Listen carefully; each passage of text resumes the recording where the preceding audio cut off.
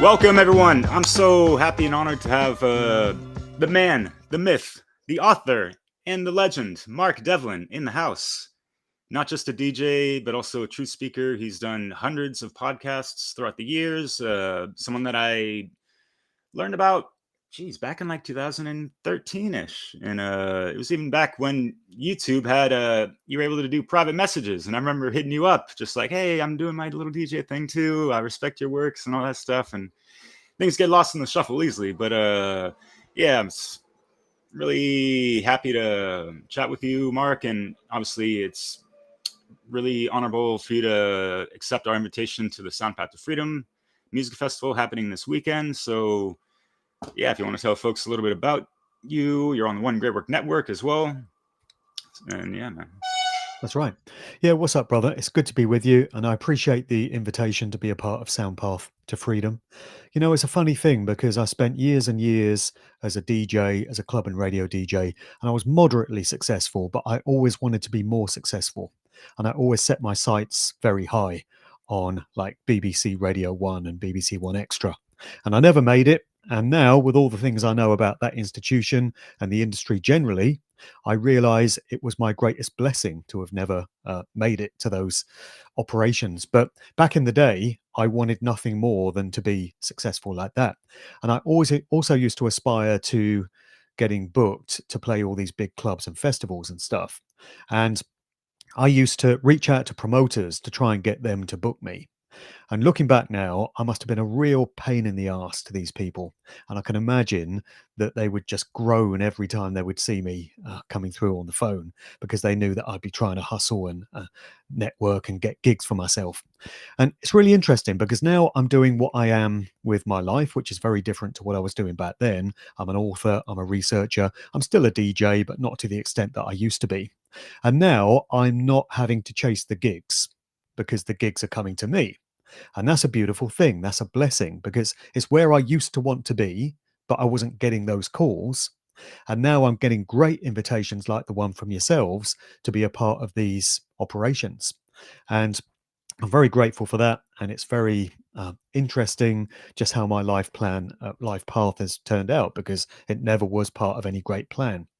So yeah, I get to play some great festivals. I played a couple this weekend, the Hope Freedom Music Festival in Southern England and the WTF Weekend Truth Festival in Northern England. And yeah, it's a wonderful thing. I'm very happy with what I'm doing now, career-wise, and I would never have expected it to have turned out this way. Wow. Yeah, that's fantastic. And yeah, learning about your history and stuff, and coming across, that great awakening, epiphany, coming across, the works of David Icke and that kind of stuff. And later on, you were, having a chat with him in more recent times, his son, and on the Iconic, I think that's called Gareth Icke. Yeah. Right. Yeah. Yeah. So yeah, it's just great how your life journey has led you to where you are today, man. And well, yeah, it's crazy because on Friday at the Hope Festival, I was warming up for Slipmatt and Danny Rampling, and these are two legendary DJs out of the UK. And they're also rarities in that they are DJs who have not been afraid to stick their heads above the parapet and say how they feel about the way the world is going. Danny has been particularly vocal about these things, and Slipmatt's had a few things to say as well. But they're very rare in number. And once you get beyond those names, you're really starting to struggle to find other names from the DJ community who've spoken out the way they all need to be. And it's the same in the music industry generally. Very few bands, very few musicians. So when you do find them, it's a very great thing. So I was warming up for Danny Rampling and Slipmatt. And if you told me in the 90s, I was listening to these guys, in the early days of acid house and rave, if you told me that one day I'd be on a DJ bill with them, I probably wouldn't have believed you. But that's the way it's turned out.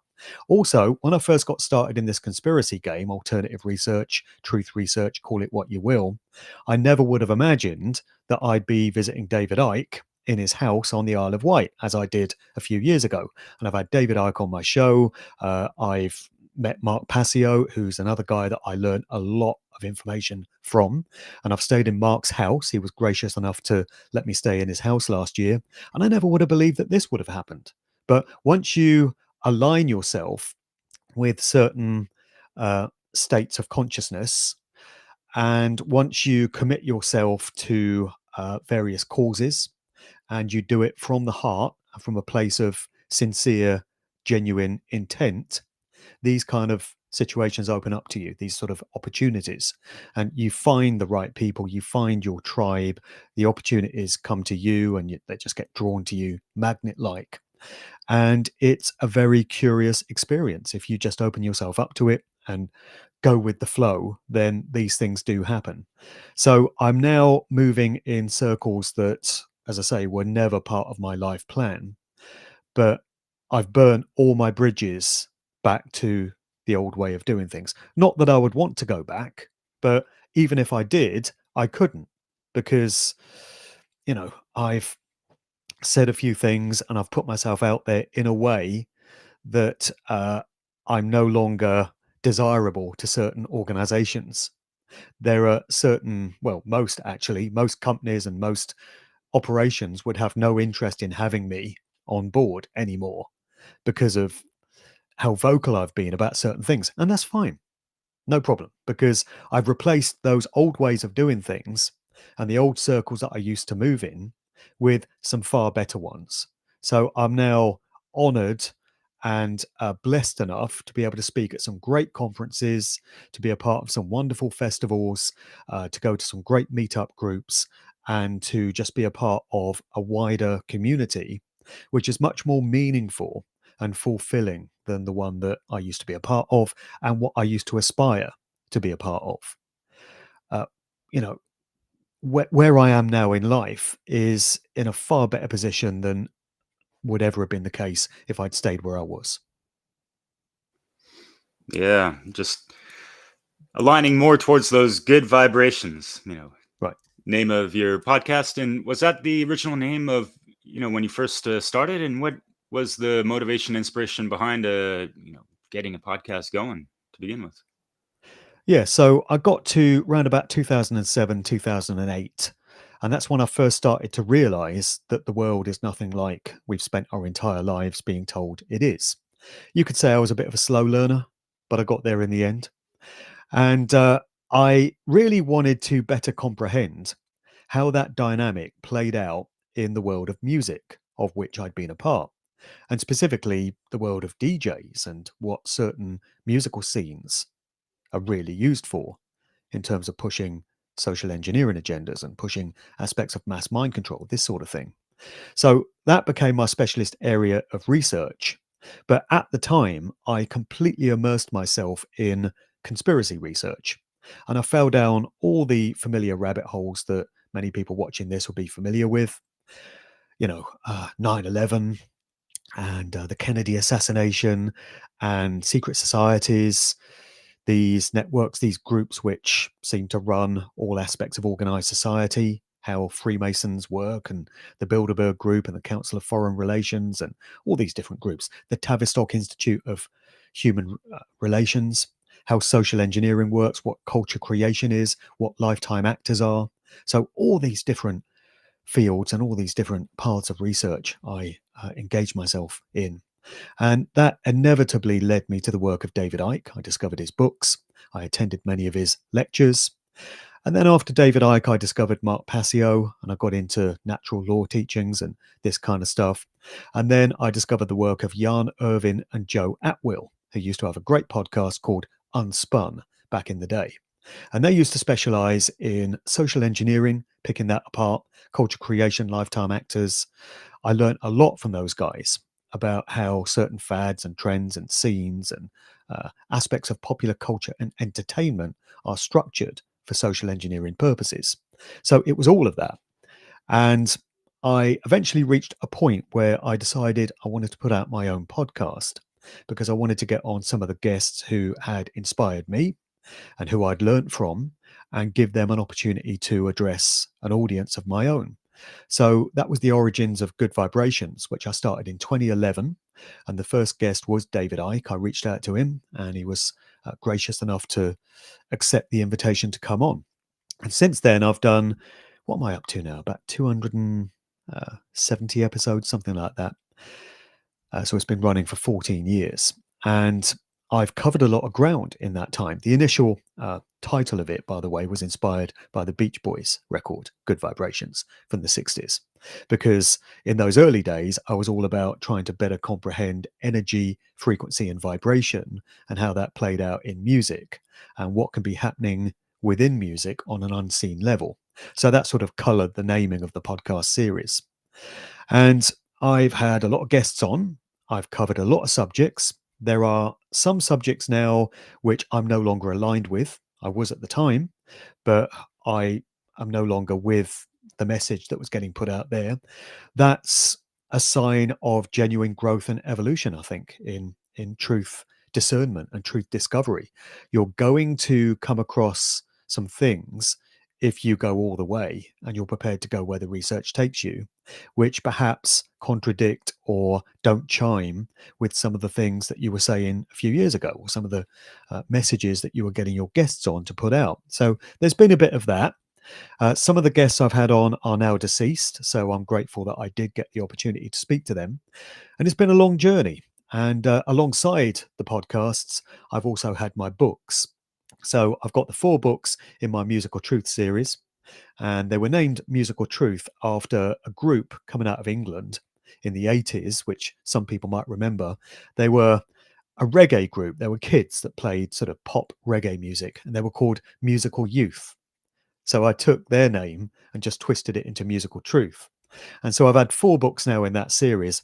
And that was me really exploring the true nature of the controlled corporate music industry and what it's really used for. That was the main thing that fascinated me early on, because I realized that the music industry is not what you think it is. Entertainment is not there to enrich and uplift you in your life.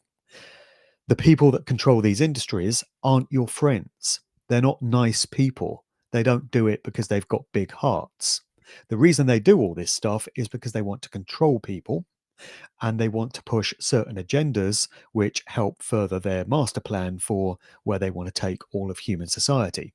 I realized that quite early on, and I saw a niche in the market because there wasn't really anyone that was talking about how all this stuff played out in the music industry at that time.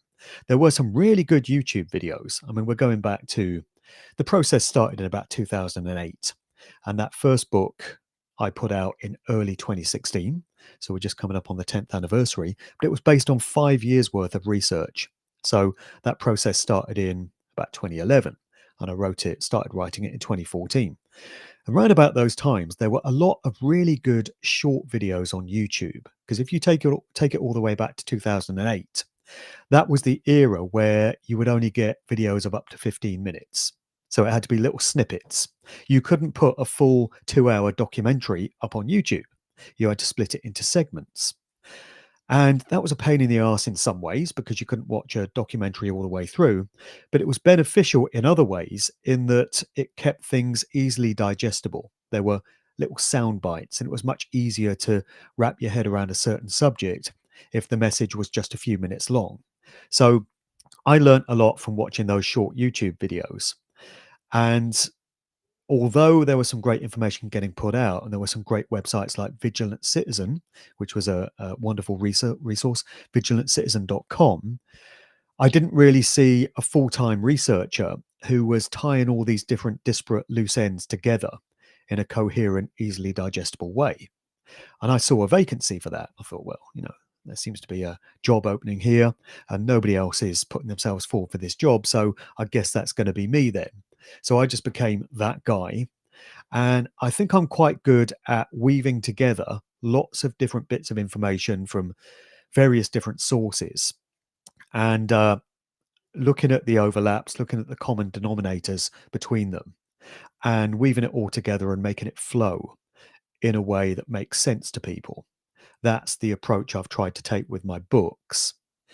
And I pay a lot of attention to the readability of the information, because if you hit somebody over the head with 536 pages of dense text with no breaks, and it's just information heavy and there's no opportunity to take a breath, it's going to turn people off. That's not a very palatable way of presenting this information. So with that first book, and with all the ones that I've done subsequently, I've opted for a fairly large point size, because this is a point, excuse the pun, that I think a lot of authors miss. If the point size is too small and the information is too difficult to read, and you really have to strain the eye to look at it, people are going to switch off and tune out. So that was a consideration, making the text a decent size. Then I've tried to break it up into sensible chunks. So I have lots of subheadings through the chapters so that you can take on a particular subject and absorb yourself in it. But at the end of that subheading, that subsection, you've got the opportunity to take a bit of a breather and then come back to it and look at the next section if you choose. I think it's very important to present the information in reader friendly ways like that. And so that's the way I've striven to present this information through the books. And then on top of that, I've done a lot of monologues, a lot of pieces to camera over the years where I've just presented my thoughts on things. I've done a few Q&A videos where I've given people the opportunity to ask me questions. I've got a Patreon now where I do just started doing Q&A sessions. And I do a hell of a lot of live talks and presentations. So as I said earlier, I now get booked to speak at a lot of conferences, and I'm grateful for those opportunities. And I just do pretty much every weekend, I'm out there doing a live talk and interacting with an audience, presenting the information, taking questions at the end. And there are just many facets to what I do now. There's many different ways of presenting this information in the form of books, in the form of podcasts, in the form of live talks and presentations, and also in the form of music itself, which brings us back to Soundpath, I guess. So I curate this show called The Sound of Freedom, which is conscious message music. And it's great to see what you guys are doing with this event of yours this weekend, because I've been trying to do that with The Sound of Freedom since, when did that show start? 2013. So I'm 12 years deep into that now. And I realized back then that there were a lot of great songs getting put out there by artists who were never going to be household names.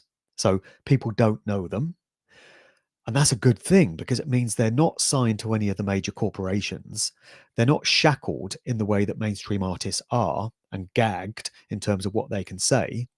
Because they go the independent route and they do everything themselves, they've got their own producer, they've got access to their own studio, they play all their own instruments, they can master all their own tracks, and they can distribute the resulting music themselves. It means every step of the creative process is kept in-house. So it's authentic, it's real, it's genuine, and this is music that really speaks to you. And if you get a song which has been written really well, it's got really impactful lyrics, and it sounds great, and it really makes an impression on you, you can have as much of an effect through a 4-minute song of that nature as you can from a 2.5-hour documentary or a 3-hour live seminar. Music really is that impactful when it's got right. And what we need is more showcases of music where the musicians have got it right, where the message is bang on point and it has the potential to really reach people in that meaningful a way. That's what I've tried to do with my Sound of Freedom conscious music podcast. And I know that's your vision and your ethos with Soundpath, right? Yeah, fuck yeah, man. Geez, you brought up quite a few things there, and yeah, what you said about the whole the impact of a 3 to 4 minute song is the same as like a 2 hour documentary. I heard you say that at least once or twice in other podcasts, and I literally sound sampled that and played it in a mix. Like just like earlier this week, actually. And I forgot about that. I was all like, oh yeah, Mark Devlin, yeah, musing about music. Fuck yeah. Excuse the pun, right? I remember that. Right. I mean, there's a filtration process for me when Mm, it comes to putting together these Sound of Freedom shows. So I do get sent a sure. lot of music. I've been doing it 12 years, and word has spread that I do this show now. So a lot of music makers send me their songs. A lot of producers send me their tracks. But even though I might be aligned with their ethos and their sincerity for wanting to put a message out, I don't necessarily include everything I get sent because there has to be an element of quality control. And I've actually produced a guide which I make available to anyone that wants it, which gives insights into the sort of things that I'm looking for when I select tracks to go in the mix. Because I want the sound of this podcast to be consistent and I want there to be quality throughout. And sometimes I'll get sent tracks where it might have a great lyrical message, but it's kind of lacking in the production, or it's not really making an impact in terms of the instrumentation. And sometimes it might be the other way around. It sounds great, but the lyrics are a little weak or insipid. So it's got to have everything. It's got to have the whole package. And when it does, it's there. It's in the mix. And I don't discriminate when it comes to genres. I've been quite heavy on hip hop and reggae over the years because there's some really good conscious hip hop and conscious reggae stuff that gets made. But I've also included some acoustic stuff. I've included some dance music. Sometimes you get dance and house music tracks which come with great lyrical messages. Sometimes it's more bluesy or rock sort of styles. So as long as the message is on point and the track really kind of hits you between the eyes or gives you a kick up the arse, then it's in there. Yeah, yeah, and man, we could talk about this for hours because yeah, this is really the bread and butter I've been doing with my DJ truth infused musical tapestries and all that. And yes, like I like to consider like selecting songs with that all killer no filler. And yeah, there is a Right. criteria and stuff, and we do have to discriminate in regards to like that quality control and that kind of stuff. And yeah, I definitely love to highlight artists that are been taking the independent route on that kind of side of things with their proper creative control, and it's not limited by any outside influences, especially when your name is signed on some kind of dotted line. It doesn't have to be dotted, right? But that's the usual saying of it. But yeah, Right. fucking A, man. That Sound of Freedom. Where can we all listen to that? Because I know you got a couple things. So the archives are on Mixcloud.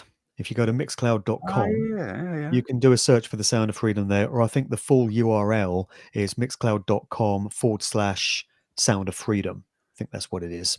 So all the shows are there going back to number one from 2013. And actually, there's a radio station that's due to get operating here in the UK very soon, which is going to be put out there by the guys behind the Light newspaper. So this is like a sort of truth alternative printed paper which Oh, has cool. been going since the times of COVID. Mm. So they felt the inspiration to try and put some truth down in written form in the form of a newspaper that could be handed out to people during those tumultuous times of 2020 and 21. And it's been going ever since. It's very successful. If you go to a kind of truth alternative conference or festival in the UK, you're going to find copies of the Light newspaper there. And they've also started doing a festival. They started their own music festival last year for the first time called Stand in the Light. And that was a fusion between the Stand in the Park ventures and the Light newspaper.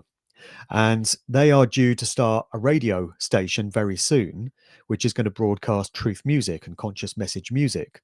And they've expressed an interest in playing out my Sound of Freedom shows. So that'll be going all the way back to show number one and putting out 12 years worth of shows, one a week. So that's a great thing. But in the meantime, you can find it on Mixcloud. And I really like it when people do show an interest in my music output because I do get a lot of love as an author, researcher, public speaker. People seem to like my exposés of the music industry. They place real value on the information that I put out, and I get a lot of support. But I do feel that I could do with a few more supporters and a few more people showing an interest in my music output because it's still a big part of what I do. I'm a DJ at heart still. I'm a music guy. That's why I do all this. I also do a weekly show called The Sound of Now, which is soulful, uplifting house. That's the sort of stuff I get into now because it's the only contemporary music that I can stand to listen to or that I want to be associated with. I find it very positive, very uplifting, feel good vibes, and I like to present that each week. And I put that out on Mixcloud as well on a separate Mixcloud page. But it's great when people show an interest in the sound of freedom because this is authentic musicians who are making music from the heart. They're not doing it to get rich. They're not doing it to uh, win friends. They're doing it because they realize it's the right thing to do. They realize that music is a very powerful medium through which to put out empowering messages. And I support these people 100% because it's, uh, they're doing it for the right reasons. And if they can make a living out of it, that's a happy bonus. That's even better. If you can actually support yourself and support your family through doing something that you love, something that's genuine and sincere and heartfelt for you, then so much the better. And I do know many of these musicians who do it full time and are able to support themselves that way. That's a beautiful thing. And I wish a few more would. Yeah, definitely. And it's there's even within the One Great Work Network, there's a lot of musicians, but obviously there's some priorities going on, and we've had to switch it up to more, speaking directly, on the truth speaking side of things. But yeah, like this whole Soundpath festival is also to bring out the musicians out of people as well, bring the music out of people rather, and Yeah. it's obviously for the right reasons and all that, and hey, enjoy some of these aspects of life and these human expressions of consciousness that have the right messages and all that stuff. And yeah, the power of it can really motivate hearts and minds, just with that sound song frequency and with the conviction of the lyrics and the singing and all that stuff. It's like it's just a different environment and thing to your eardrums, as opposed to listening to a podcast or that kind of stuff. So Right. yeah. Well, because music has been weaponized. This Yeah, is what I talk about all the definitely. time. My full-time job has become explaining the methods and the tactics that are used in terms of the weaponization of corporate music. That's what's in my books. That's what's in all my talks. There are various, tactics that they're employing. They're stripping stuff into sound frequencies on an unseen level that's having a very harmful, discordant sort of effect on the listener without their conscious awareness of it. There are things like sawtooth waves and tritones and things like this, which are specifically employed to have that kind of effect on the listener, to put them in a state of unease. And it's making people feel agitated. It's making people feel depressed in some cases, and they don't realize why it's happening. It's actually coming through the music that they listen to. I mean, the stuff that passes for urban music and so-called hip hop these days, which is nothing of the sort, is straight garbage. I mean, it's straight garbage on an obvious level, but it's also very harmful. So you've got auto tune all over everything. These so called rappers, so called singers. If you were a real singer, you wouldn't need to plug your vocals into auto tune. You would be able to hit those notes. If you can't hit the notes without plugging yourself into auto tune, don't become a friggin' singer. Go work in McDonald's or something, you know?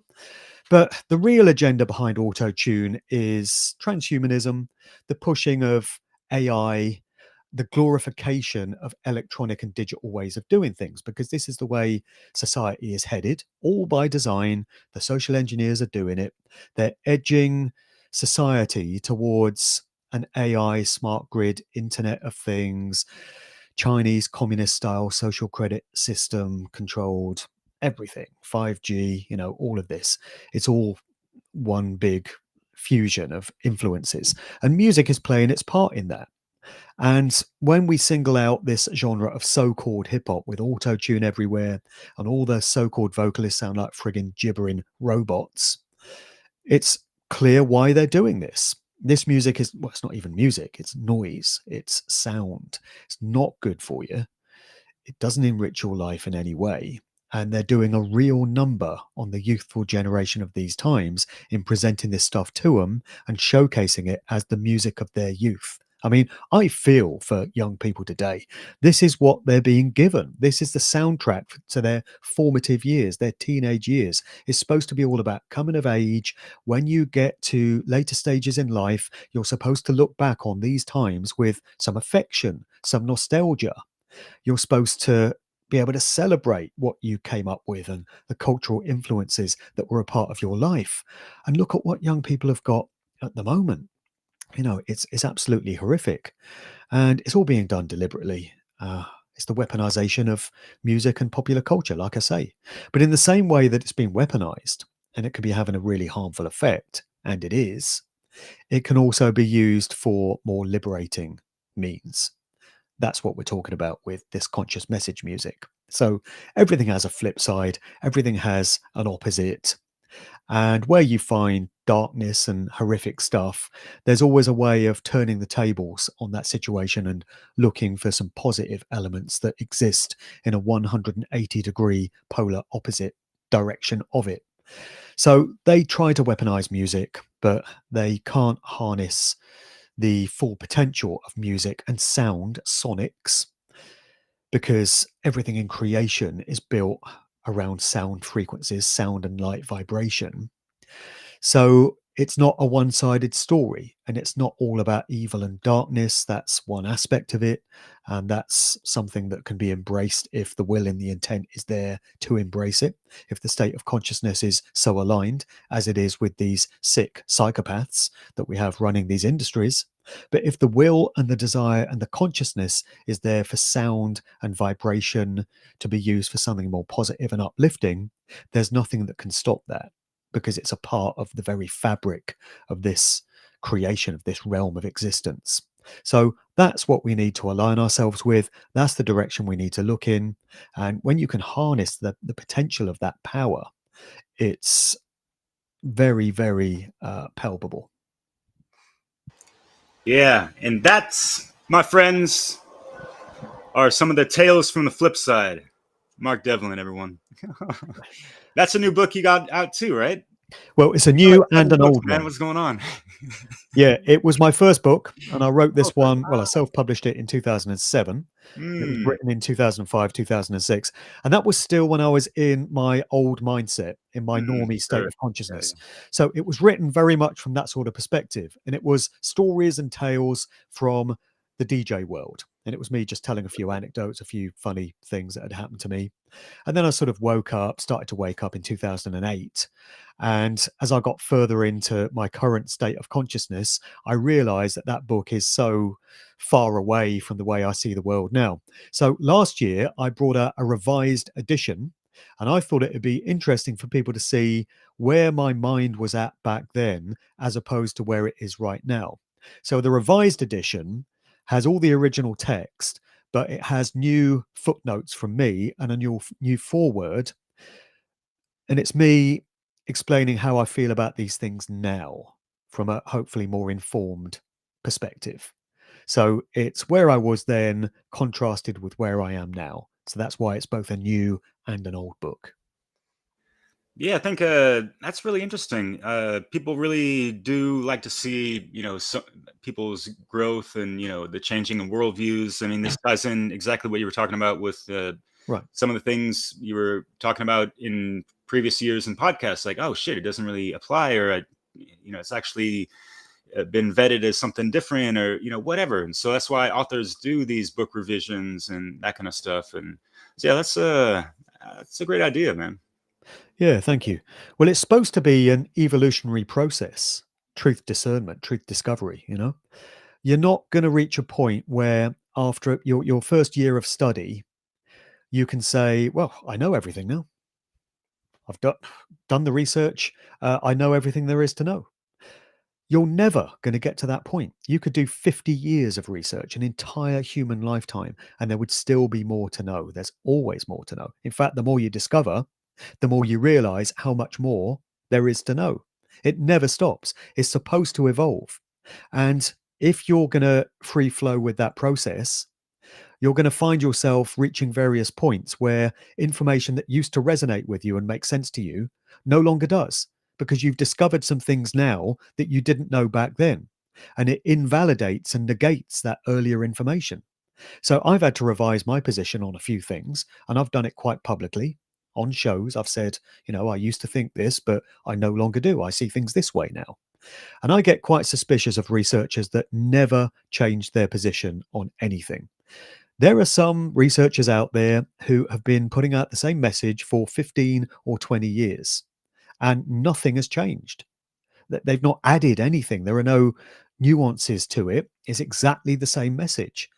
And it just makes me think, well, surely there should be some evolution here somewhere. If you're continually searching and continually coming across new information, you're going to come across things which might conflict with things that you've earlier thought or said, or at least are going to build on them and expand them and take them somewhere else. So the researchers I most enjoy listening to are those who are prepared to admit that they were wrong about things previously. Now they see things this way. Next year, they might see things in a different way to what they do now.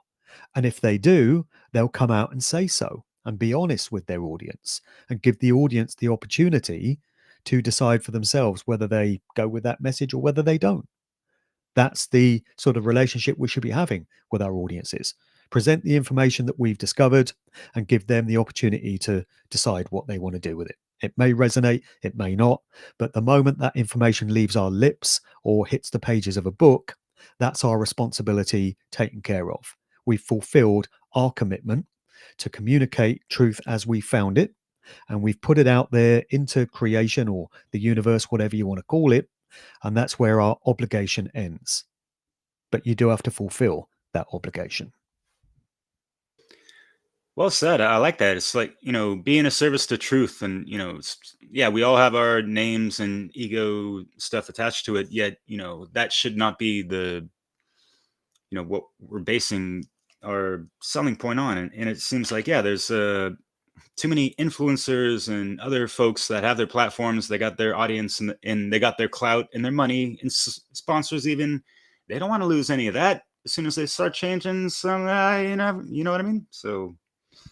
Yeah, well, I kind of get it because Yeah, this has become, this sort of thing has become a full-time job for many people. And as I said earlier, you burn a lot of bridges when you commit yourself to doing this work because, yeah. Let's be honest, Ha! we're going to be on a few watch lists. I'm going to be on a few watch lists. Oh. And things have got to the point now where I've been doing this sort of work for so long that if I ever did want to get a corporate job, I'm never going to get through the door because they're going to check my socials and check my history online. And there are things that I've said that aren't going to go down well with companies. So this is my full-time job now. And I get that it's that way for many others, but you walk a fine line between it being your full-time job and hopefully being able to make a living out of it, but also staying faithful to truth and presenting truth unfiltered wherever you find it. That's always got to be the main priority. And if you can find a happy marriage between the two, so it remains your job, you can make a living out of it, but you're not watering things down, you're not censoring what you want to say, you're being sincere and open and honest in the message that you put out, then that's the happiest kind of situation that you can aspire to. Yeah, that passion and purpose, Right. in an alchemical wedding, possibly even. Yeah, well, that's what it is. Yeah. So, is there anything else you'd like to share, declare? I know you're on a limited time for this round. If there's going to be another one, but Yeah, I think when I've got a bit more time, we should do another one. Yeah, we could have another great discussion. I'm a bit limited in time today, but I just wanted to come on in time for the Soundpath to Freedom event because I've been invited to contribute a mix to that. And it's an hour of meaningful house and dance music. So when people think of meaningful message genres, as I alluded to earlier, their minds probably go to hip hop, reggae, rock. People won't necessarily think about dance music because dance music is mainly made for the dance floor. And it's not necessarily the most meaningful in terms of lyrical content in most cases. But that's not to say there isn't house music, dance music being made that doesn't contain great messages. And so I've curated an hour's worth of music from those genres which communicates impactful messages. And in some of them, it's lyrics that are sung as they would be in any other song. But another thing about dance music is that it contains samples. It can contain spoken samples. And I've got a few tracks in there that contain samples where it's just very short, sharp, impactful messages which stay with you. And that's what this mix is. So it's songs that other presenters might not have thought to put out there, but drawing on my knowledge of music as a DJ and my very large collection, this is a mix that I thought people might find quite inspiring. So that's what it is. Fuck yeah, looking forward to that. And yeah, I had a really great chat with one of your fellow countrymen who's a woman who is more of a dance song singer, and she was telling me along the lines of what you're getting at as well, of that yeah, there is some meaningful messages in some of these dance songs, and I've heard them throughout the years, even working in restaurants in France. They love their electronic music and deep house and that kind of stuff, and it's like here's some, it's like, wow, they actually said that on a dance song like this. Fuck yeah, like Right. so And if you yeah. think about some of the early rave music that came out of the UK in the early 90s, there were a lot of very powerful messages in those songs. We could speculate on whether that whole scene was some sort of psyop and was infiltrated, and I personally think it was. But there are still some great songs that came out of it. Anthems like Rosala, "Everybody's Free to Feel Good." That's a proper anthem. Yeah, yeah, yeah. And CC Rogers' "Someday," which was sampled on Liquid, "Sweet Harmony," Sterling Void, "It's All Right." Uh, just some of these early house music records. Very strong, very powerful. Don't write off that genre.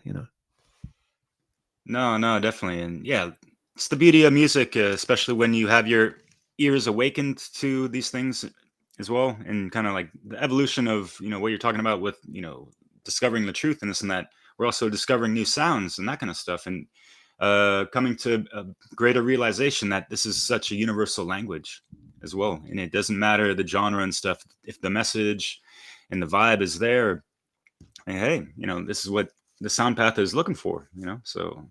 It'll be a sad day when there isn't great music still waiting to be discovered. But that day's never going to come because there's too many switched on music makers out there. That's never going to happen. Yeah, yeah. Much respects to all y'all out there doing your thing. And for folks like yourself, Mark, who are able to rebroadcast that to ears that haven't heard certain things like that, just keeping the underground alive. And that's like hip hop mantra that I learned from San Francisco Bay Area, which was huge, prominent, such a golden era back then. But Yeah, it's my privilege to do this, to be a curator of all this great stuff. It's a beautiful thing. yeah. Oh yeah, Mark. Well, yeah, looking forward to listening to what you're offering for us for the Soundpath Music Festival. Again, that's coming up August 29th. We're kicking things off for a couple hours, and then Saturday and Sunday are the big days. If anyone's out there in Pennsylvania, there's still tickets available for the in-concert show. Folks like Joe Murray, who's also in the One Great Work Network, along with Conrad Rogas, and some other folks that are going to be worth people's time to check out in person and just meet people and just be in that kind of a venue. I mean, Mark, you've been to so many shows and stuff, and just the camaraderie and the energy there. It's such a wonderful experience altogether. So, yeah. Definitely, if you can be there in person at any of these events, nothing comes close. It's great to watch it online. And of course, if you're overseas, it's your only option. But anyone in the area on the East Coast there, definitely recommend getting there in person. There's nothing like it. Yes, indeed. And there might be one happening next year as well. We will see. So, yeah, Mark, much love and respects for what you've been doing throughout well over a decade. And yeah, looking forward to possible future collaborations and whatever else that these paths might, cross again. So take care, my friend. Sure. Thanks, brother. Right on. All the Peace. best.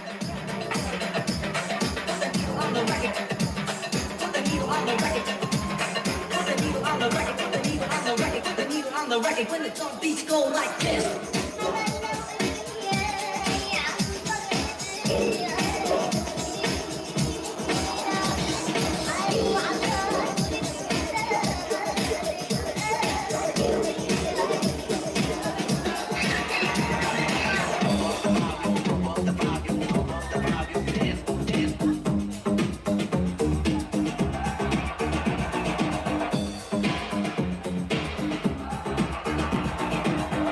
Back to 91 as we start to move into some rave.